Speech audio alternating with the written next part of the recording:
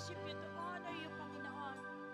Kaya Lord, maraming salamat for it is your breath in our lungs that we can worship you, God. Lord, ikaw nagbibigay ng hininga sa aming mga, yes, oh Lord God, sa aming mga lungs, sa aming mga katawan, Panginoon, para kami ay patuloy, Panginoon, na mabuhay, Panginoon. At Lord, tunay nga po, Diyos, tanggapin mo ang aming mga papulit pagsamba. We are saying, oh God, every worship, every praises belongs to you alone. Receive our worship unto you, O God, this morning. In Jesus' name we pray. Amen and amen. Amen. Sige po, bago tayo umupo, kamayan po natin ang bawat isa. Sabihin natin, I am blessed because you are here. Hallelujah. Praise the Lord.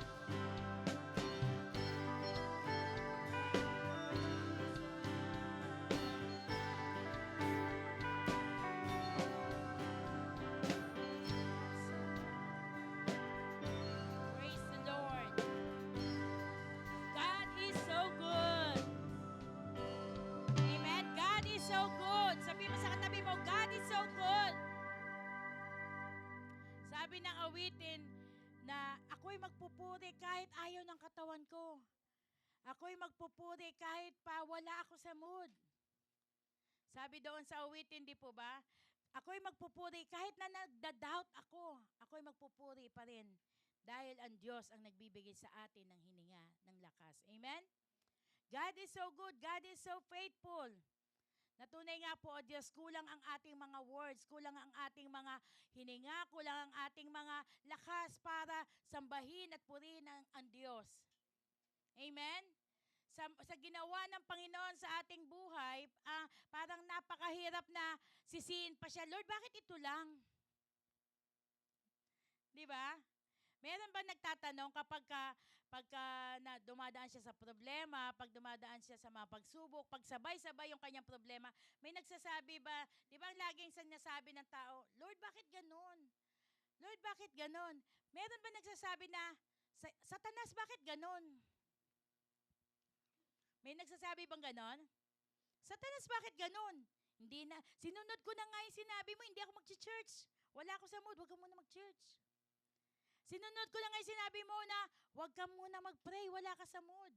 May nagsasabi ba na, Satan, bakit ganon? Wala. Ang lagi sinisisi, sino? Si Lord. Lord, bakit ganon? Lord, bakit ganon? So sa atin, bilang mga mananampalataya, dapat makita natin kung wala ang Panginoon, kung wala si Kristo, wala tayo. Amen? Kung wala ang Panginoon sa buhay natin, wala tayo. Puro tayo problema. Pero buti na lang nandyan ang Panginoon. Na kuminsan, hindi natin nararamdaman. Bakit na hindi natin nararamdaman? Kasi gusto natin talaga 100% na kumilos si Lord sa buhay natin.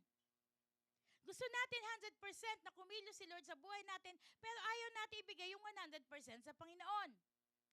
Ilang percent ang binibigay natin? Ilan? 2%, 5%, malaki na yung 10%.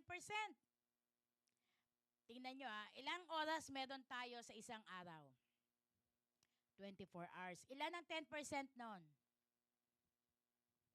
2 hours and 40 minutes. Tama? 10% ng 24 hours is 2 hours 40 minutes. Tama? Or yung mga dyan, yung mga mathematician dyan, ikakalculate, di ba? 2.40, 2 hours and 40 minutes. So yung 2 hour 40 minutes, 10% yon. Di po ba? Kapag halimbawang 10% ng 2 hours 40 minutes, ilan? 24 minutes. Di po ba? So dito, makikita natin sa 24 minutes, yun ba yung ni-spend natin sa Panginoon? O pagising natin, Ma, anong ulam? Ma. Or ang natin pagising, pikit pa yung isang mata, kalahati pa lang nakikita, nakaganyan na. Ano yung hawak? Cellphone. Wow, alam na alam. Diba? Kahit pikit pa yung isang mata, antok na antok ka pa. Naihi ka lang Tumayo ka, ang hawak mo kagad. Baka may nag-chat, baka may nag-text. Pero hindi natin alam na si Lord lagi-lagi nangungusap. Lagi-lagi may chat sa atin. Lagi-lagi may tawag sa atin. Pero hindi natin napapansin. Bakit? Kasi nakatuon tayo doon sa panlabas. Nakatuon tayo sa, tinitingnan natin ano yung nasa labas. Hindi natin tinitingnan ano yung nasa loob. Last week, tinuro sa atin ni Pastor is about the Ark of the Covenant. Sino nakakaalala ang topic ni Pastor is the Ark of the Covenant? Taas ang kamay. Salamat po sa 5 gumanon. Okay, ano po ang laman ng Ark of the Covenant? Ano yung laman ng Ark of the Covenant? Sabi doon is the 5 commandments. Tama po ba? At nanahimik ang lahat. Konting sagot naman po kasi ako, pag nagpe-preach, gusto ko merong sumasagot. May 5 commandments po na nakalagay sa Ark of the Covenant. Tama? Wow! Praise the Lord. Salamat po sa isa na nakikinig. Ilan daw po? 10 commandments. Kasi sabihin nyo sa akin, Pastora, binabawasan nyo na po yung commandment ni Lord. 10 commandments po. Ano pa ang meron doon? Yung jar of manna. Praise the Lord. At ano pa po yung isa? Oh, staff of Aaron. Praise the Lord. Pinag-aralan ni Sister, di ba? Sister Del. Yung assignment. Okay, Sister Del. Kaya mo alam na alam. Tapos ako nakalimutan ko yung pangalan. Okay. So dito natin makikita in Exodus chapter 13, verse 21 to 22. Exodus 13, 21 to 22. So sabi doon, teka lang po. Exodus 13:21 to 22. Ang sabi doon, by day the Lord went ahead of them in a pillar of cloud to guide them on their way, and by night in a pillar of fire to give them light, so that they could travel by day and or night. Neither the pillar of cloud by day or the pillar of fire by night left its place in front of the people. Father, we thank you, Lord, for your goodness, for your faithfulness. Lord, speak unto us, O God. We open up our hearts, our minds, our lives unto you, Lord God. Na tunay nga po mangusap ka po sa amin, Lord. For one word from you can change our lives. And Lord, I pray for every person na naririto, Panginoon, anuman yung pinagdadaanan ng bawat isa, makita namin, Panginoon, ikaw lang ang susi, Panginoon, ng aming katagumpayan. Lord, kami ay nagpe-fail kung wala ka, Panginoon. Kaya, Lord, we say, we need you, Lord, in our lives. We need you, Jesus. We need your presence. We need your, yes, Lord God, the power of your word this morning. In Jesus' name, amen. So sabi rito, yung mga Israelites, nung mula sa Egypt, nung sila ay pinaalis o pinakawalan ng mga Egyptian, ng Pharaoh, sabing ganon, ang naging guide ng ng Israelites is pillar of clouds by day and pillar of fire by night. Bakit kaya hindi pinagpalit? Kasi sa umaga, kapag pillar of fire, anong mangyayari? Mainit. At kung pillar of clouds by night, anong mangyayari? Madilim. Diba? Nakikita natin yon na bakit kaya pillar of fire sa gabi tapos pillar of clouds by day? So, ibig sabihin doon, yung pillar of clouds, ibig sabihin protection ng Panginoon para hindi mainitan ang mga Israelites. And pillar of fire para anumang hayop ang lumapit or ibig sabihin anuman yung mga gamo-gamo or anumang hayop ang magpe-penetrate sa kanila, ibig sabihin lalayo yung mga hayop dahil doon sa fire. And at the same time, yun yung liwanag nila. Kasi wala silang, biruin mo magta-travel sila. From Egypt, going to the promised land, magta-travel sila. Kasi ang travel nila, pwede sa araw, pwede rin sa gabi. So dito, makikita natin, binigyan sila ng provision ng Panginoon para sa kanilang pagta-travel. Para hindi sila umangal habang naglalakad sila, ang init naman. Hindi sila angal kasi merong clouds. Merong clouds. Sino dito yung init na init? Halimbawa, may pupuntahan ka, 1:00, 2:00 ng hapon. Tapos wala kang payong. Pagkatapos maglalakad ka, ano sasabihin mo? Lord, ang init. Medyo pakulimlimin mo naman po. Tapos biglang kumulimlim. Ang sasabihin mo, ay Lord, thank you Lord, answered prayer ako. Ganon yung protection ng Panginoon sa kanila. Habang sila'y nagtatravel, hindi sila naiinitan. Bakit? Dahil may pillar of clouds na nakatakip sa kanila, na nagko-cover, nagpo-protect sila. And then afterwards, sabi nga in Joshua chapter 3, verses 1 to 4, habang sila'y nagtatravel, may kasama sila. Yung sinabi ko nga kanina, is the Ark of the Covenant. Yun yung tinuro ni Pastor na nagko-consist ng Ten Commandments, which is the Word of God, and the Aaron's staff, it means God's miracle, and the manna, God's provision. Joshua chapter 3, verses 1 to 4. Ang sabi doon, early in the morning, Joshua and all the Israelites set out from Shittim and went to the Jordan where they camped before crossing over. So maagang gumising si Joshua, pagkatapos sinabihan niya yung mga Israelites. Sabi ganon. And verse 2, ang sabi doon, verse 2, after 3 days, the officers went throughout the camp. Biruin mo, gaano kadami yung mga tao na inabot ng 3 days bago naikot ng mga leaders ang buong kasama nila. And then pagkatapos in verse 3, ang sabi doon, habang sinasabi niya, giving orders to the people, when you see the Ark of the Covenant of the Lord your God and the Levitical priest carrying it, you are to move out from your positions and follow it. Sabi doon, move out. Ibig sabihin, ano yung ating tinatakbo ngayon? Ang ating nilalakaran? Year of shiftings. So dito, merong shiftings.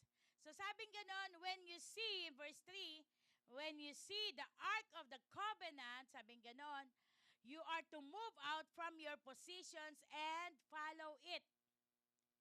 Siguro, sabi ng mga Israelita, dito na lang tayo. Masarap dito. Kasi may mana, may provision, mayroong protection sa araw, mayroong ilaw sa gabi. Pero ang sabi doon ng mga leaders, sabi ganon, when you see the ark moving, sabi ganon, you need to move out from your positions and follow it. Ibig sabihin, tinuturuan dito ang mga Israelites na huwag ka lang mag-relax, huwag ka lang mag-stay sa isang lugar. Hello, may goal tayo. May goal tayo, dapat lagi kang ready. Dapat lagi kang ready na kung saan pagka nag-move yung ark, dapat ready ka na rin kagad. Hindi yung, ayaw ko pang tumayo, ang sarap pa ng tulog ko. Hindi yun yung kanilang goal. Kundi nagta-travel sila. In verse 4, ang sabi doon, then you will know which way to go. Kailangan sumunod sila kung nasaan pupunta yung ark kasi dahil hindi pa nila alam yung pupuntahan nila. Okay? They believe in the promises of God. They believe in kung paano sinabi ng Panginoon kay Abraham, I will bless you and I will bless. You will be a blessing. You will be great. So kumbaga andun yung promise ng Panginoon. Pero hindi pa nararating ng Israelites. Hindi pa nila nararating at hindi pa nila nakikita kung saan sila patungo. Kaya ang sabi doon na kapag nag-move yung ark, dapat mag-move ka rin. Then you will know which way to go since you have never been this way before. At ang sabi doon, but keep a distance of about 2,000 cubits between you and the ark. Do not go near it. So may instructions and at the same time, may warning. So sa atin bilang mananampalataya, makikita natin ang salita ng Diyos, laging may instructions at laging may warning. Sabi mo sa katabi mo, may instructions at may warning. Okay. So what is the Ark of the Covenant for us today? Paano natin marirelate? Paano tayo makaka-relate doon sa Ark of the Covenant na pinag-aaralan natin na kung saan in the Old Testament times? Sa atin bilang mananampalataya today, sabihin natin today, gusto ba natin maranasan kung ano naranasan ng mga Israelites? Salamat po sa tatlo. Gusto ba natin makita yung power ng Panginoon sa ating buhay? Amen. So sabi gano'n, what is the significance of the Ark of the Covenant for us today? It means, number one, the presence and the power of the Word of God. Yung Ark of the Covenant, ang sabi doon ng Panginoon na huwag kayong lalapit. At sa Ark of the Covenant, andito lahat ng mga promises, yung miracles, yung provision ng Panginoon. So for us today, it is the presence and the power of the Word of God. Paano natin malalaman na ang salita ng Diyos ay powerful? Any answers? Paano natin malalaman na ang salita ng Diyos ay very powerful? In Hebrews chapter 4 verse 12, sige po. Hebrews chapter 4 verse 12, sabi doon, "For the word of God is alive and active, sharper than any double-edged sword. It penetrates even to the dividing soul and spirit, joints and marrow. It judges the thoughts and the attitudes of the heart." So sabi doon, the word of God is alive. Pag sinabing alive, ano ibig sabihin? Buhay, gumagalaw, kumikilos. Ang active, ano ibig sabihin? Malikot. Kilos ng kilos, hindi mapakali. Di ba kung minsan sa panahon natin ngayon, pag halimbawa yung bata, malikot na, ay masyadong active yan kasi napakain ko yan ng chocolate eh. Kasi uminom ng sweets eh. Di ba, Ali? Active si Ali. So, kasi kilos ng kilos. Di ba, Ali? Di ba? Amen. Amen? Di ba? So, sabi doon, the Word of God is alive and active. At pag sinabing active, kumikilos, galaw ng galaw. So, what is the purpose of God in our lives? Upang mabuhay sa atin and at the same time gumalaw, kumilos. Di ba? Hello? So sabi doon, the Word of God is alive and active. Pairam nga po ng Bible. O, di ba? Ngayon, puro ano na tayo. Wow, praise the Lord. Thank you. This is the Word of God. Amen? Ito po ba ay alive and active? Ito mismo. Alive and active po? Hindi. Bakit? Kasi? Walang buhay kasi? Hindi pa binubuksan. Hindi pa binabasa. Kailan magiging active and alive? Kapag binasa. Ipatong mo to ng 10 taon o 1 taon sa tabi ng higaan mo. Huwag mong galawin. Alive and active ba yan? Hindi. But once na i-open mo yung salita ng Diyos at binasa mo, doon magiging alive and active. Nakikita po natin? That's why we need to read the Word of God. Hindi yung nandito lang tayo. Kasi sabi doon na, sabi yan, it penetrates even to the dividing soul and spirit, joints and marrow. It judges the thoughts and attitudes of the heart. Sino rito, pag nagbabasa ng Bible, ang sinasabi Lord, parang para sa akin ba to? Lalo na ang Proverbs. Proverbs chapter 1. Sige po, Proverbs chapter 1. Proverbs chapter 1. Proverbs chapter 3 pala, sorry. Proverbs chapter 3 verse 1. Proverbs chapter 3 verse 1. Sabi ganon, basahin natin sabay-sabay. 1, 2, 3. My son, do not forget my teaching, but be... Verse 2. For they... Verse 3.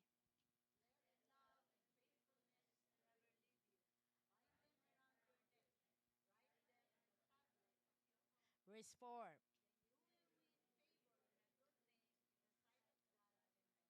5.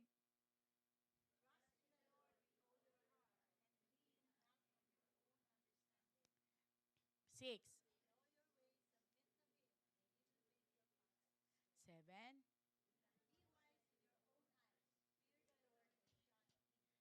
verse 8. Amen. Amen? So dito sabi ng salita ng Diyos, my son or my child. Kapag sino rito yung kapag sinasabihan ng kanyang magulang na, anak, kuha mo naman ako ng tubig. Anong gagawin mo? Tuwang-tuwa ka. Kukuha ka ng tubig. Bibigay mo kay tatay mo, kaya kay nanay mo, kay mama mo, kay papa mo. Bakit ka tuwang-tuwang sumunod? Kasi tinawag kang anak. Kami, 8 kami magkakapatid. Pag ang tatay ko sinabi niya, anak, pagka tumawag yun, Jing, Gina, Janet. Basta tinawag kami pangalan, alam namin kung sino yung susunod, kung sino yung tinatawag. Pero kapag halimbawang sa akin, sinasabi ng tatay ko, nakuha mo naman ako tubig. Tuwan-tuwa ako noon. Ang inihingi lang tubig, lalagyan ko pa ng yelo yon pagkatapos bibigay ko. Malamig na malamig. Tapos sabihin ng tatay ko, salamat nak. Tuwang-tuwa ako noon. Bakit? Kasi tinawag akong anak. Iba kasi kapag tinatawag ka lang na sa pangalan mo. Di ba? Pag sinabing, Prosper, Grace, parang ano. Pero pag sinabing nak, di ba? Pag sinabing anak, o kaya, Be, di ba? Pag sinabing, di ba, ang tawag pag pag halimbawa sa mga kaibigan, o kaya may Be, asan na si Be? Tuwang-tuwa ako pag sinabing, Be! Ganyan, di ba? Pagka may touch, may soft touch, o may word na kung saan na talagang matatouch ka talaga, parang hindi lang ako tinawag sa pangalan, may special, special message o special description. So dito, ang sabi ng salita ng Diyos, my son or my child, do not forget my teaching, but keep my commands in your heart. Sabi ganun, verse 2, bind them, or for they will prolong your life many years. Tayo, di ba? Bakit tayo, pag may sakit, umiinom ng gamot? Ayaw natin lumala. Ayaw natin masaktan. Ayaw natin na tumagal yung sakit na yun. Ayaw natin lumala yung sakit na yun. Bakit? Baka mamaya ang isip kagad, ay naku, baka mamatay dahil sa ganito, ganyan. So takot ang tao na mamatay. Kaya anong ginagawa? Ang sinasabi doon, ang pinipilit niyang gawin kung ano dapat gawin. Pero ang sabi ng salita ng Diyos, sabi gano'n, if we keep God's command in our hearts, they will prolong your life many years. Yung salita ng Diyos ang siyang magbibigay at magpapahaba ng ating buhay. And bring you peace and prosperity. Yan ang hinahanap ng tao. Maraming tao, may pera pero walang kapayapaan. Yung iba naman, may kapayapaan, wala namang pera. Di ba? Sabi nga, and it will bring you peace and prosperity. In verse 3, and sabi niya ganon, let love and faithfulness never leave you. Ang tao, kapag ka naiinis sa isang tao, nawawala na yung love. Nawawala na yung faithfulness. Ay, ginawan mo ako ng ganyan, sige, gagantihan kita.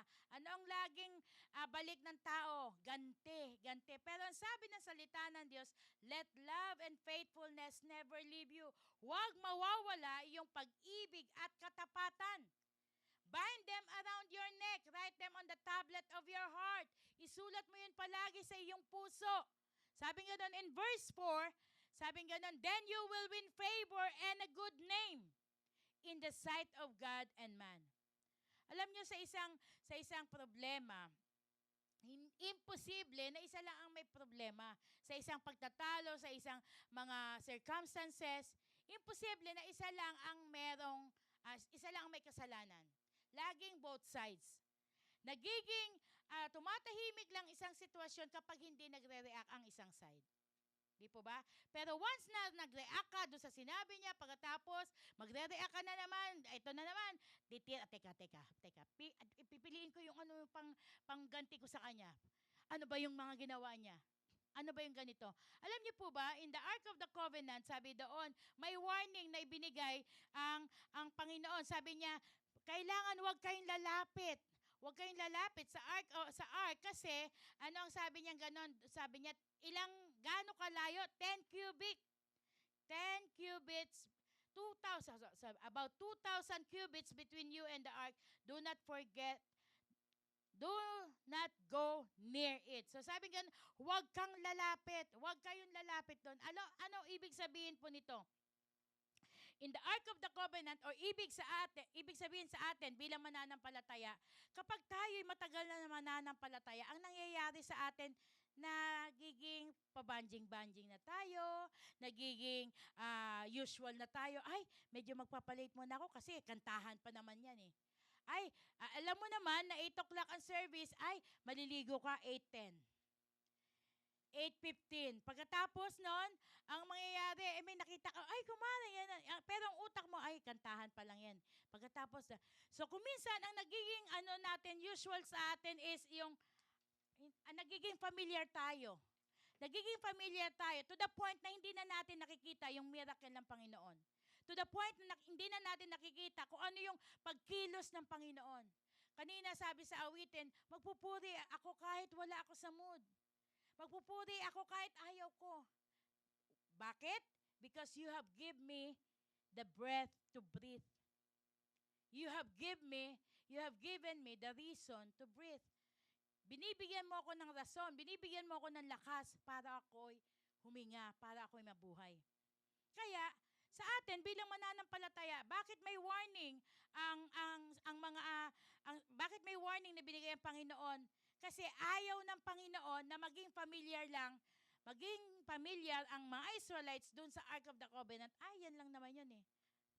Pansinin mo, pagka may bago kang kakilala, tapos mas mataas ang position sa'yo o mas mataas ang level sa'yo, ano mo siya? Kumbaga, idol na idol mo siya. Pag nakasama mo siya, tapos nakikita mo, ay, ganun pala siya. Ganun pala siya. Until such time, nasanay ka na doon sa weaknesses niya, hindi mo na nakita kung ano yung merong positive side siya. Ang nakikita mo na lang, negative side. Anong tawag doon? Familiarity. Familiarity na kung saan ang tinitingnan mo na lang yung negative side, hindi mo na tinitingnan ang positive side. So tandaan natin, ang salita ng Diyos, ang siyang nagbibigay sa atin ng kapangyarihan para makita natin ano yung ginawa ng Panginoon. Kailangan bilang mananampalataya, makita natin how powerful it is God's Word. Na it is alive and effective, alive and active. Kumikilos si Lord. At hindi tumitigil si Lord sa pagkilos sa atin. Bakit? Kasi anak niya tayo. Pakisabi sa katabi mo, anak ka ng Diyos. Mahal ka ng Diyos. Kaya sabi sa verse 5 in Proverbs chapter 3 verse 5, sabi ganon, trust in the Lord with all your heart and lean not on your own understanding. Huwag mo, sabi niya ganon, trust in the Lord with all your heart and lean not on your own understanding. In all your ways acknowledge Him, verse 6, and He will direct your path straight. In all your ways, submit to Him, and He will make your path straight. In verse 7, sabi doon, do not be wise in your own eyes.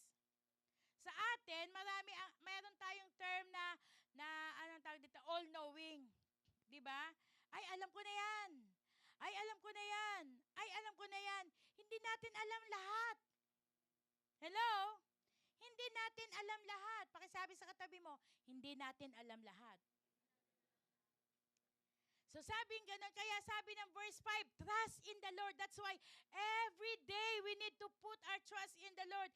Every day we need to put our trust in the Lord. Halimbawa, yung araw mo ngayon, bad day, still you put your trust in the Lord. Kinabukasan, good day ka, still you put your trust in the Lord. Kinabukasan na naman. Kasi hindi perfect ang mundong ito. Hindi perfect ang katabi mo. Hello? Hindi tayo perfect. Sino dito ang magsasabi siya ay perfect? Ako, may mga kakilala akong perfect. Perfecto. May mga kakilala akong perfect pero wala na sila ngayon. Nasaan na? Nasa sementeryo na. Hindi na sila nagkakasala. Hindi na sila nagkakamali. Yun yung sinasabing perfect. Pero as long as we are living in this world, hindi tayo perfect, but we have a perfect God.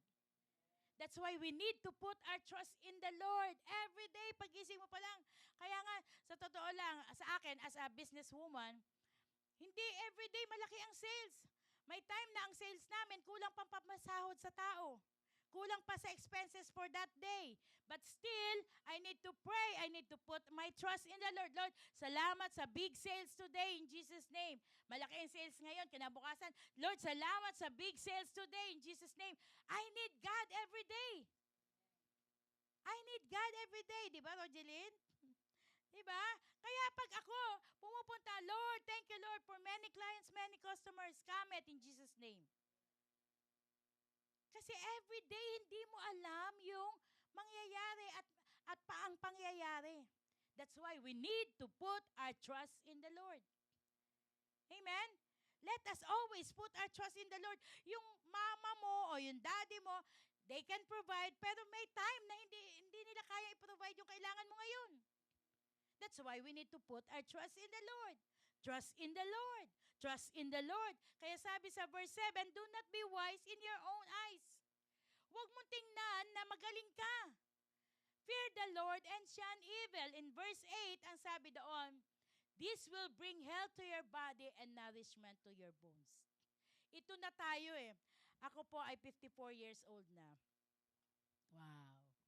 So habang ako'y nakikipag-usap sa aking, dati ang mga usapan namin early age in the ministry, lagi namin sinasabi, come on, let's evangelize, come on, ganito, ganyan. So we are 38 years in the ministry na. Praise the Lord, 38 years na sa ministry. So kumbaga, still serving the Lord. Bakit? We keep on putting our trust every day in the Lord. Because we need God. The same thing with us, lahat tayo. Hindi mo po pwedeng sabihin na, ay, kilala ko na si Lord. Yun siya sabi ng instructions ng Panginoon sa mga Israelite, huwag kayong lumapit masyado sa ark. Kasi alam niyo po, ang mga tao, kapag lumalapit sa ark, namamatay sila. Namamatay sila. Bakit? Yung ark is holy. The ark is holy. Kaya nung namatay si Jesus, yun yung brinake niya. Yun yung brinake niya sa temple nung time na si Jesus at the cross at the 3 o'clock in the afternoon, yung sinabi ni Jesus, it is finished. So sabing ganon, yung curtain dun sa temple, mula taas, pababa, napunit. Walang pumupunit. Napunit ng kusa pagkatapos bumukas yung temple dahil dati in the Old Testament times ang position ng temple is yung kumbaga sa labas there is a holy place and a holy of holies. For example, dito yung holy place and then dito yung holy of holies. Sa holy place diyan nagko-collect yung mga high priest ng mga tawag dito, ino-offer ng mga tao para sa handog kasalanan. Pagkatapos nung dadalhin yung dugo na yon, dadalhin doon sa Holy of Holies ng high priest, yung pinaka-high priest nila, once a year. Tapos may kadena po yun, yung paa ng high priest. Pagkatapos noon, pag dinala doon, bakit may kadena? Kasi habang gumagalaw, yung high priest, naririnig nila, ay buhay pa yung high priest. Ay, buhay pa yung high priest. Ay, buhay pa yung high priest. Bakit ang high priest lang ang pwedeng mag-offer yung sacrifice na yon? Kasi ang kinoconsecrate ay ang high priest. Hindi pwede ang ibang tao. Hindi pwede yung regular na, yung normal na mga tao. Kasi all of us are sinners, lahat ang mankind. Yung high priest, siya lang yung tinagurian o itinalaga para magdala na yon. Pagkatapos, delikado pa rin yung high priest na yon. Pag hindi nalugod ang Panginoon, patay yung high priest. Pag hindi na tumutunog yung bell, hila na nila yung chain. Sabi nila, ay, hindi tinanggap yung alay. Ay, hindi tinanggap yung dugo. Namatay pati yung high priest. But when Jesus came to this world, yun yung kinonquer niya. Para, sabing gano'n, nung sinabi niya, it is finished. Tapos yung curtain na yon mula sa holy place unto the holy of holies, yung curtain na naghahati doon, sabing gano'n, nahati pagkatapos bumukas. That's why lahat ng tao pwede nang lumapit sa holy of holies. At ikaw at ako, tayo yung kasama doon. Hello? Tayo yung kasama doon na malaya nang makalapit sa Panginoon. Pero bakit hindi tayo lumalapit? Bakit tayo hindi lumalapit? Bakit na hindi natin binabasa yung salita ng Diyos? Kasi tingin natin, ay, sila pastor na yan, ay, yung mga leaders na yan, ay, no. The more na makikilala natin ng Panginoon, the more mas magiging deeper ang ating relationship sa Panginoon. Amen? At the more na nakikilala mo ang Panginoon, the more na nakatingin ka sa Diyos, hindi sa tao. Dahil pag titingin ka sa tao, babagsak ka. Babagsak ka. Bakit? Kasi ang tao, bumabagsak. Ang tao, nangihina. Kaya nga, may day na wala ka sa mood, may day na okay ka. Kaya nga, kuminsan, dahil ako, by faith, I am healed in Jesus' name. Amen? So ako, meron ako maintenance sa sugar.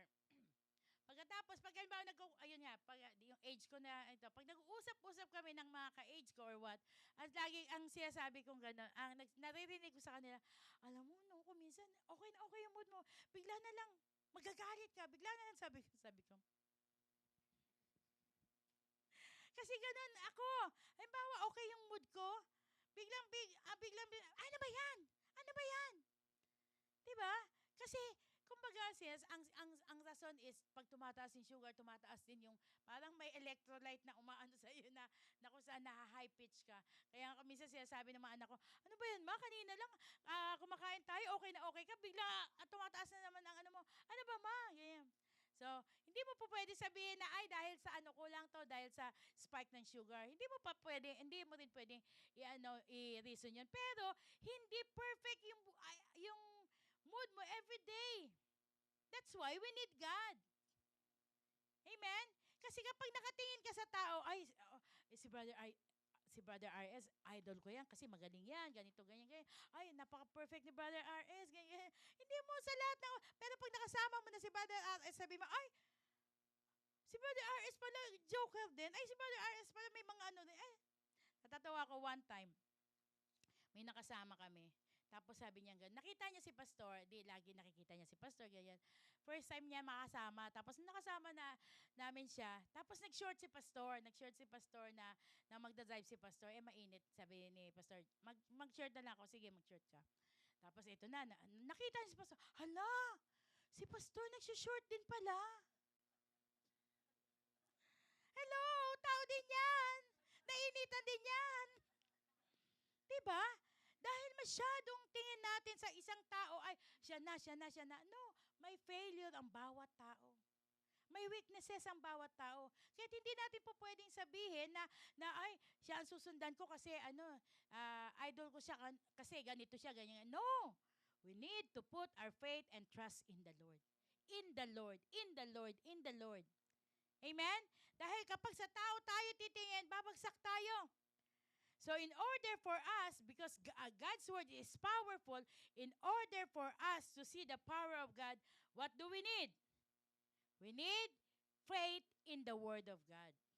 Kaya sabi ko kanina, itong Bible na ito, kahit pakatabi mo to, natatawa pa nga ako, may nagsabi, Pastora, ang ginagawa ko na nga po, kasi sabi niya ganun, hindi po ako makatulog, tapos para bang may mga anino may mga anino daw na nakikita siya, tapos may mga naririnig siya. Alam niyo pong ginawa ko, Pastora, yung Bible, sabi niya, nilagay ko sa unan ko. Ginawa kong unan. Sabi ko, social ka naman. Yung Bible, ginawa mo unan. Para po yung kapangyarihan niya, kumilos sa akin. Sabi ko, alam mo, hindi powerful yung Bible kapag inilagay mo lang dyan. Powerful ang Bible kapag binuksan mo at sinalita mo, binigkas mo, at sinamahan mo ng pananampalataya. Amen? So in order for us to see the power of God, we need faith. Isa yun, yung Aaron staff. So sabing ganoon, Hebrews 11 verse 1, sabing ganoon, now faith is the confidence in what we hope for and the assurance about we do not see. So ang pananampalataya, ito ay confidence. Ano ibang confidence sa Tagalog? Kasiguraduhan. Assurance in what we hope for. May hope ba tayo? Meron tayong hope, di ba? Yung hope natin kung minsan, sana. Yung mga sana natin, gawin nating pananampalataya. Lord, I put my trust in you, Lord, na ikaw ang kikilos at gagalaw dito sa aming sitwasyon. Wala kang pambayad sa kuryente. Lord, I pray in Jesus' name. Lord, provide. Ikaw, Lord, mag-provide in Jesus' name. Amen? Naalala ko, yung isang, may nakausap ako last week, sabi niya gano'n, na Pastora, ganito po kasi may problema kasi, kailangan namin ito sa business namin, kailangan namin ng 25,000, but in Jesus' name, ipoprovide ni Lord yan. Sabi namin, Amen. Maya-maya, nung hapon na, sabi niya, Pastora, answered prayer. May pumasok na customer, ganito, worth 40,000. Hello? Hello? Paano kung hindi niya sinabi, Lord, ipoprovide mo ito, kayang-kaya i-provide ni Lord? May papasok kaya? Wala. Pero when you put your trust in the Lord, when you put your faith in the Lord, pag sinamahan mo yung salita ng Diyos ng may pananampalataya, you will see the power of God. Amen? Kaya nga everyday, kapag pupunta ako dyan, Lord, salamat. Thank you, Lord, for your provision. Thank you, Lord, for big sales, many clients, customers in Jesus' name. Maya-maya lang, wala pang 5 minutes. Ito na, may pumapasok na. Pagkatapos, pag nakausap na, sinasabi ko kay Rogeline, di ba? Ang galing ni Lord. Hello? Magaling si Lord kapag magtitiwala ka kay Lord. Amen? Magaling si Lord kapag magtitiwala ka kay Lord. Bakit? Anong rason? Bakit tayo natatakot tumawag sa Panginoon? Kasi, Pastora, kasi ganito lang ako, kasi ganito, ganyan. Huwag mong tingnan yung sarili mo, ang tingnan mo anong ginawa ng Panginoon. Hello? Sabi ng Joshua chapter 1 verse 8, study this book of instruction continually, meditate on it day and night so you will be sure to obey everything in it. Only then you will prosper and succeed in all you do. Amen? So sabing ganon, keep this book of the law always on your lips. Saan daw? Sa lips. Sabi niya, meditate on it day and night. Sino nagme-meditate dito ng problema niya? Ay naku, wala pa kami pambayad sa kuryente. Saan kaya kami makakautang? Yung kumari ko dito, inutangan ko, nung 2 months ago, hindi pa ako bayad sa kuryente din yun. Yung isang kumpare ko, saan kaya ako makakautang? Hello? Andoon, malaki yung provider mo. Kung tatawag ka lang, kung magtitiwala ka lang, sabi nga nun, keep this book of the law always on your lips. Meditate on it day and night so that you may be careful to do everything written in it. Then, you will be prosperous and successful. Merong success dito sa mundo, may success sa Panginoon. Success from the Lord, hindi ito agad nakikita ng mga tao, pero nagmumula ito muna sa puso mo. Success in this world, nakikita ng tao, pero hindi nila nakikita yung puso mo. Success in this world, nakikita ng tao masaya ka, pero kapag ikaw na lang mag-isa, umiiyak ka na. But success in the Lord is, kahit hindi nakikita ng tao na ikaw ay ganito, ganyan, marami kang pera or whatsoever, pero deep inside, you have the peace of God. And you know that God is with you. That is a good success. At yun yung sinasabing gano'n ng salita ng Diyos na kung saan prosperous and successful. Amen? So for us to have, to see the power of God, we need faith. In Romans chapter 10, verse 17, paano tayo magkakaroon ng pananampalataya? Verse 17, consequently, faith comes from hearing the message, and the message is heard through the word about Christ. So yung pananampalataya ay sa pakikinig at pakikinig ng salita ng Diyos. So dito, sa atin, habang nagpipreach ako, meron 2 klase o 3 klase ng tao nandito sa loob na nakaupo dyan. Merong nakikinig sa preacher, may nakikinig sa cellphone, may nakikinig sa problema na kung saan inilalagay ni Satanas sa utak niya. So, but we have a choice. Sabi mo sa katabi mo, we have a choice. Amen? So, saan nagmumula yung pananampalataya? Sa pakikinig at pakikinig ng salita ng Diyos. So, pangatlo is fixing our eyes on Jesus. Fixing our eyes on Jesus. Alam niyo po, nung ginawa itong ating sanctuary, di sabi ko, wow, ang ganda, ganda. Thank you, Lord, for your provision. Thank you, Lord, ang ganda talaga. So tapos, di nilagay natin yung logo dyan. Tapos, matagal na akong sinasabi ilagay natin yung name ni Jesus. Tapos, di sinabi ko dun sa nito. Sabi niya, Pastora, magiging redundant na kapag ganyan. Tapos, ilalagay yung Jesus. Sabi niya, understood na yun, andun na yung logo. So, sa madaling salita, okay. Pero hindi pa rin ako mapakali. Tapos, nung Sunday, sabi gano'n, sa praise and worship, sabi gano'n, there is power in the name of Jesus. Only Jesus alone is the answer. But, basta puro about Jesus. Tapos, di nag-worship ako. Sabi ng Panginoon, asan ang name ko? Sabi ni Lord, asan ang name ko dyan? Sabi, only Jesus. Yes, Lord. Yes, you know my name, but the other people. Tapos pinaalala niya sa akin, nung bata pa si Pastor, nung grade school siya, yung sabing gano'n, nung ipapasa na yung kapangyarihan ng kanyang lola sa kanya, sabing gano'n sabing gano'n, tumawag ka kay Jesus. So, tinawag niya, Jesus. Pagkatapos sabi niya, sino ba si Jesus? Kasi ang Anglican, walang Jesus yun. Pagkatapos, sabi ko, nakita ni Pastor sa cloud yung name ni Jesus. Kaya sabi ko, nga Lord, kaya pinarush ko, kahit habang nandun ako panayang ko, yung basta narush, ayan, eto na siya, Jesus. Yan, that's the story, di ba? So, dito natin makikita, let us fix our eyes on Jesus. On Jesus alone. Kay Jesus lang. Hebrews chapter 12 verses 1 and 2. It says, Hebrews chapter 12 verses 1 and 2. Sabi ganun, therefore, since we are surrounded by such a great cloud of witnesses, let us throw off everything that hinders and the sin that so easily entangles, and let us run with perseverance the race marked out for us. Sabi niya ganon, since na we are surrounded by such a great cloud of witnesses, or dahil maraming taong nakapaligid sa atin, mananampalataya. Sino mananampalataya dito? Taas ang kamay. So yung iba pong hindi tumaas, kailangan niyo po si Jesus. So lahat tayo mananampalataya. We are surrounded by other people. At ang binabasa nila, hindi yung Bible, kundi yung buhay natin. Hello? Yung buhay natin, nakatingin sila sa atin. Kaya in verse 2, ano ang dapat natin gawin? Sabing ganon, let us fixing our eyes on Jesus, the pioneer and perfecter of faith. For the joy set before him, he endured the cross, scorning its shame, and sat down at the right hand of the throne of God. So sabing ganon, let us fix our eyes to Jesus, the author and the perfecter of our faith. Hello? Perfect na po ba tayo? Hindi. Nagkakamali pa rin tayo.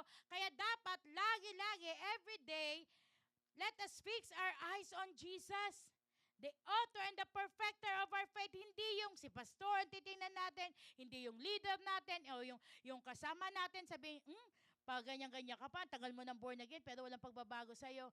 Sabihin mo sa kanya, pag sinabihan kanya, tumingin ka kasi kay Jesus, wag sa akin. Pag sa akin, babagsak ka. Hello? Pag tumingin tayo sa kapwa natin mananampalataya o sa kapwa natin, kung minsan sabihin natin na ikaw pa naman nagdala sa akin sa Panginoon, pero mas fruitful ako, pero mas marami na ako nagagawa. Sabihin natin, kumbaga, ang tingnan natin si Jesus. Amen?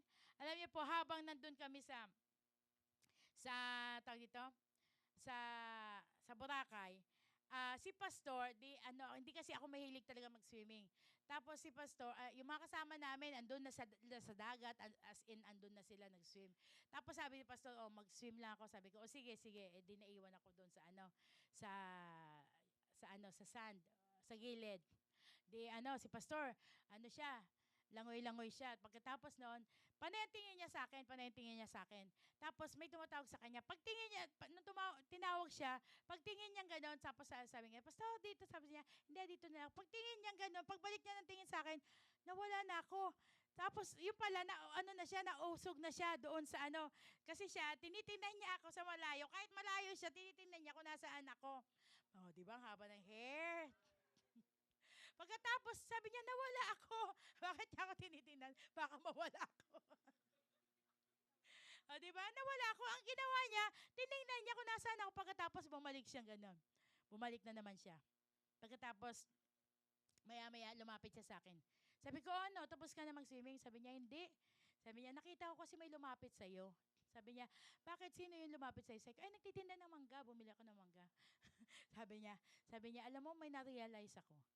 Di ba tinitingnan kita sa malayo? Nung may tumawag sa akin, tiningnan ko yung wave, nausog ako. Pagkatapos sinanap kita, bumalik ako doon sa sa sentro, sa focus na na nandun ako. Bumalik daw siya nung tiningnan niya kung saan yung sentro ko. Sabi ko gano'n, kaya pala si Peter. Nung sinabi niya, Lord, ikaw ba yan? Sabi niya, gusto kong maranasan yan. Sabi ng Panginoon sa kanya, sige, lakad ka. Halika, lumapit ka sa akin.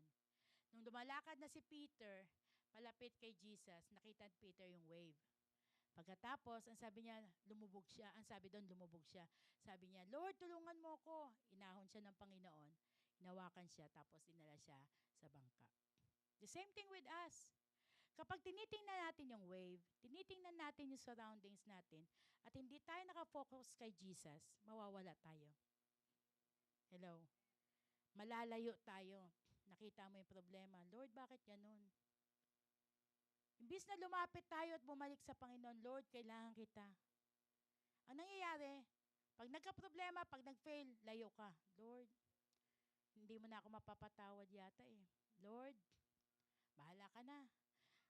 Panay sabi mo, Lord, bahala ka na, pero lumalayo ka. Pag sinabi natin, Lord, bahala ka na, lumapit tayo kay Jesus.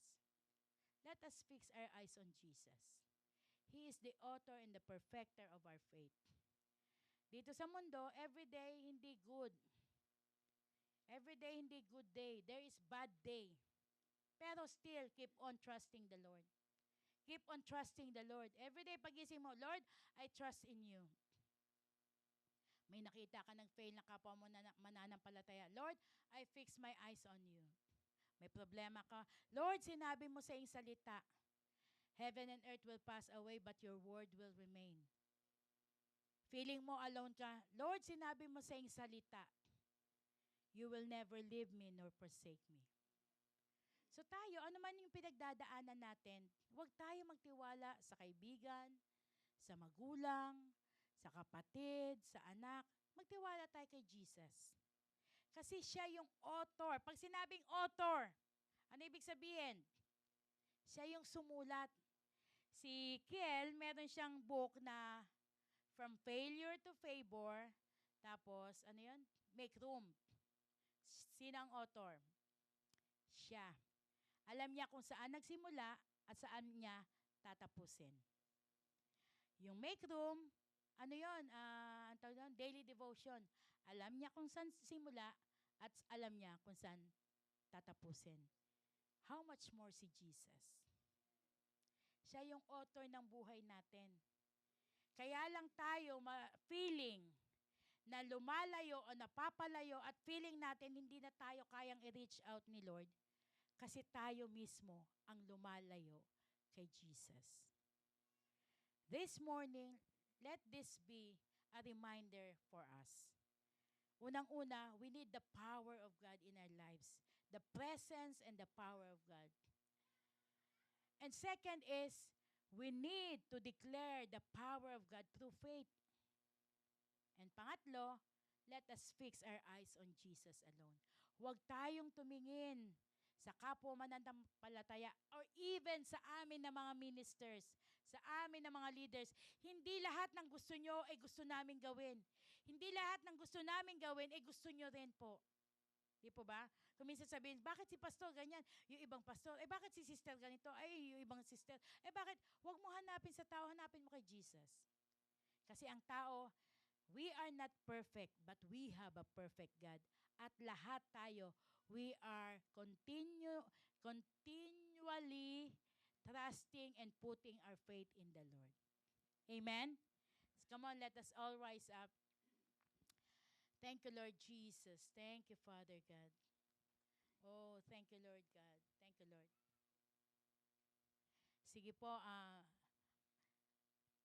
Oh, shakaraya lababa sukuria lababa sikandane. Thank you, Lord Jesus. Let's sing the song, The Goodness of God. God is so good. Amen. Sometimes we have a bad day and we have a good day. But still, God is so good. Even in good day or in bad day na nararanasan natin. In Romans chapter 8, verse 28, it says there, in all things, God is working for the good of those who love Him. In all things, negative things man yan, negative situation man yan, nag-fail ka man, or nagkamali ka man ng desisyon, but still, God will work in all things for the good of those who love Him. Let's sing this song, The Goodness of God. And God is so precious, and God loves us so much. And if you want prayer, if you want to come here in front, you are welcome here to go here. Thank you, Lord Jesus. Thank you, Lord God. Yes, Lord. Thank you, Lord Jesus. All my days I've been held in your hand. Yes, Lord. From the moment that I wake up until I lay my head, oh, I will sing of the goodness of God. Once again, I love you, Lord. I love you, Lord. Yes, Lord, I love you. We love you because you love us so much, oh God. Thank you, Lord Jesus. All my days I've been held in your hand.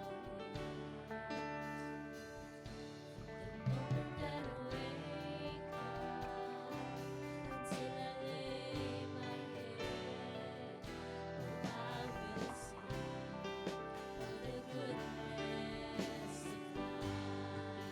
Yes, Lord, in all our lives, you are so faithful. All my life you have been faithful. Yes, Lord. All my life you have been so, so good. With every breath that I am able, oh, I will sing of the goodness of God. All my life, you have been faithful. All my life you have been faithful. All my life you have been so, so good. With every breath that I am able, oh, I will sing of the goodness of God. Romans chapter 8, verse 1 to 4, it says, Therefore, there is now no condemnation for those who are in Christ Jesus. Because through Christ Jesus, the law of the Spirit who gives life has set you free from the law of sin and death. For what the law was powerless to do because it was weakened by the flesh, God did by sending His own Son in the likeness of sinful flesh to be a sin offering. And so He condemned sin in the flesh in order that the righteous requirement of the law might be fully met in us, who do not live according to the flesh, but according to the Spirit. God says there is now no condemnation for those who are in Christ Jesus. Do not condemn yourself. Do not condemn others. But see Jesus. Look unto Jesus, the author and the finisher of our faith. Lord, tunay nga po, Diyos. Thank you, Lord, for your goodness, for your loving kindness. Thank you, Lord, in all our lives, you have been faithful, O God. Even though we are not faithful, but you are so faithful, O God. Salamat sapagkat sinabi mo sa iyong salita, sa sino man na nakay Kristo, siya ay pinalaya na mula sa kasalanan at wala nang naghuhusga. Hindi na siya inuhusgahan ng Diyos bilang makasalanan, kundi siya ay pinabanal ni Kristo Jesus dahil siya ay sumampalataya kay Kristo Jesus. Kaya Lord, maraming salamat. We are so grateful to your word, to your promises, oh God. At marami pong salamat sa kapangyarihan ng iyong salita na yun ang gagamitin na sa amin pang-araw-araw, Panginoon, that we will put our trust in you every day of our lives, every day, oh God. Tunay nga po kami ay magtitiwala sa iyo because you are so good, you are so faithful, oh God, and you love us so much. Maraming pong salamat. In Jesus' name we pray. Amen and amen.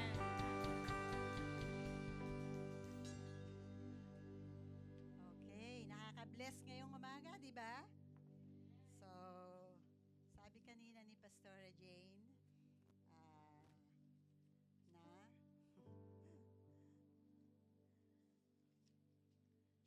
ang salita ng Panginoon has an instruction and also has a warning. Amen? Totoo po yun. So, gaano naman kaya ngayon sa instruction ni Lord about our giving? So, sa James 1, verse 25, may sinasabi dito ang Panginoon. But if you look carefully into the perfect law that sets you free, and if you do what it says, and don't forget what you heard, then God will bless you for doing it. So maliwanag ang instruction ng Panginoon. Kinakailangan nating sundin at kinakailangan nating gawin ang isang salita ng Panginoon na binibigay niya sa atin. That is a command eh. Ang perfect law ng Panginoon, law. So, ang isa sa ibinigay na instruction ng Panginoon sa atin na batas niya is Malakay 3:10. So, napaka-familiar yan sa atin. Alam natin, familiar yan sa atin. Pero, napakahalaga na lagi nating nababalikan, kaya nga, lagi nating binabasa. So, dito sa Malakay 3:10, ang instruction ng Panginoon na batas niya is to bring all the tithes into the storehouse so there will be enough food in my temple. If you do, ang sabi niya, if you do, says the Lord Almighty, I will open the windows of heaven for you. I will pour out a blessing so great you won't have enough room to take it. Try it. Let me prove it to you. So dito lang si Lord nagsabi na subukan ninyo at kung hindi nyo susubukan, walang mangyayari. Amen? So iyan ang isang batas ng Panginoon na sinasabi sa James 1:25 na kung yung batas ko ay susundin ninyo, mabe-bless ang bawat isa. So very maliwanag na instruction ni Lord. At hindi pa yan, sinasabi pa niya sa Malakay 3:11 ito, your crops will be abundant, for I will guard them from insects and disease. So, yung insects and disease dito, hindi naman talaga yung insekto or sakit. Ito yung mga bagay na pwedeng magkaroon ng hindrance sa lahat ng meron tayo. Ano ba? Sa job natin, trabaho. Iingatan ka ni Lord sa trabahong meron ka. Ano yung tawag doon? Doon kanya ibe-bless ng husto at maging ang mga kasamahan mo doon sa work mo at maging yung, sabihin natin, maging yung employer, mabe-bless sa'yo dahil kasama mo si Lord at iingatan ka ni Lord. So, may pangako pa siya, di ba? May pangako siya na hindi niya hahayaan na mawala sa atin ang isang pinagkukunan natin ng ating mga sabihin natin mostly finances. At maging ganun din sa mga businesses ng bawat isa. Dahil yun din ang isa sa pinagkukunan ng bawat isa sa atin. So sa business, kapag kasama natin si Lord, dahil tayo'y sumusunod sa Kanya sa pagbibigay ng tithes, hindi Kanya papalugihin sa business. At pag si Lord ibinigay sa iyo ang business, siya rin ang magbibigay sa iyo ng good paying customers. Minsan, halimbawa sa job, pwedeng sabihin natin na, ay, mawawala ang job ko. Pero, isi-shift ka pala ni Lord sa mas malaki pa na magiging income natin. Ganon din sa mga business. So, yan ang instruction, maliwanag. Amen? So, ano ang warning na pwedeng mangyari? Sabi sa Malakay 3:8 and 9 yan eh. Pero, punta tayo sa 9. Malakay 3:9. So, you are under a curse, for your whole nation has been cheating me. So, kapag chinit natin ang Panginoon at hindi natin ibinigay sa Kanya yung tithe, may curse. So, yun yung warning. Kaya maging marunong tayo. Kasi, minsan, sasabihin natin, ako naman ay may nagsabi sa akin yan before eh, bakit ganun ko? Kailan ako nagtatay, saka ako nawawalan? Hindi ka nawawalan. Minsan, ang poverty natin, or yung lack natin sa, yung halimbawa, ay, kinakailangan ko mag-work para yung malaki ang kita. Pero hindi po. Sometimes our poverty is not always about lack. Hindi pwedeng, hindi lagi dapat iisipin na dahil sa ikaw ay nagkulang sa ginawa, it can be the result of our disobedience in tithing. Kasi ang tithing po is not optional. Ang tithing natin hindi optional na, ay magtatithe ako ngayon. Saka na yung iba kasi kailangan ko ang pera. Naririnig yun ni Lord eh. Alam ni Lord yun. Tayo, pwede nating dayain yung sarili natin, pero ang Panginoon hindi natin pwedeng dayain. So, kung talagang mahal natin ang Panginoon, tithing is not an issue. Dapat hindi issue ang tithing. Kasi yun ang command ng Panginoon, instruction niya. At nakita natin, may instruction siya at may warning kapag hindi natin ginawa ang tithes. Amen? So, it is not optional ang tithing. It is our obedience in God. It is our commitment and our responsibility. Dahil, bakit? Salita ng Panginoon yan.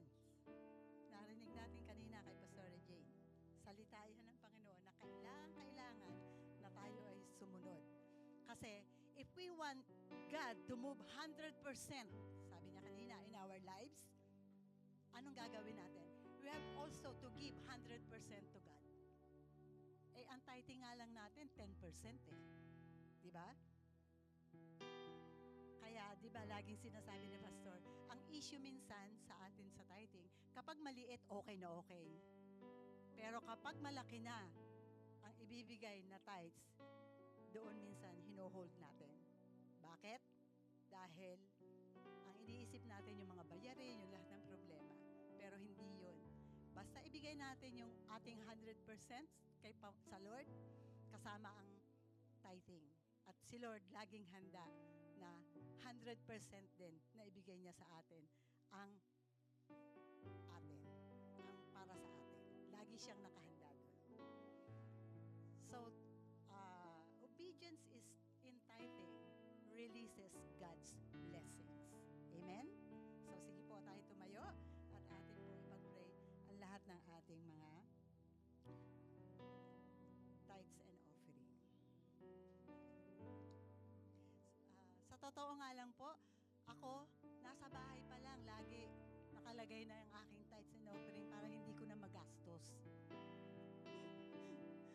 Okay, sige, let's pray. Thank you, Lord. Lord, maraming salamat po sa bawat paalaala ninyo sa buhay namin. Alam namin, O Lord God, na sa pamamagitan, Lord, ng aming pagbibigay sa inyo na inyong instruction sa amin, O Lord God, yes, doon nyo lagi ibinebless ang inyong mga anak, O Lord God, through sa aming pagsunod sa inyo. Kaya Lord, salamat na ang pagbibigay namin ito, O Lord God, alam ninyo kung saan ito nanggaling mula sa aming mga trabaho, mula sa aming mga businesses, O Lord God, at alam namin na kayo rin ang nangako sa amin na walang anumang gawa ng kaaway ang pwedeng makapagsira kung ano ang meron kami, O Lord God. Dahil Lord, kayo ang aming Diyos, kayo ang aming patnubay, at kayo ang lahat ng pinanggagalingan ng kung anong meron sa amin ngayon, O Lord God. Kaya through this, O Lord God, we are assured, we are blessed. In Jesus' name, amen and amen.